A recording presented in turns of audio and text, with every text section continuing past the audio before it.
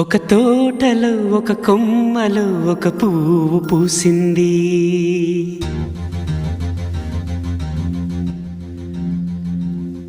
మహారాణిలా మహాలక్ష్మిలా ఆ పువ్వు నవ్వింది.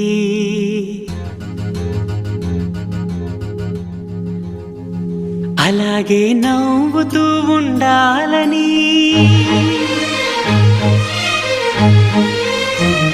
అలాగే నవ్వుతూ ఉండాలని నింగి నేల వాగు వంక చెట్టు చేమ గువగూడు ఆశీర్వదించాయి.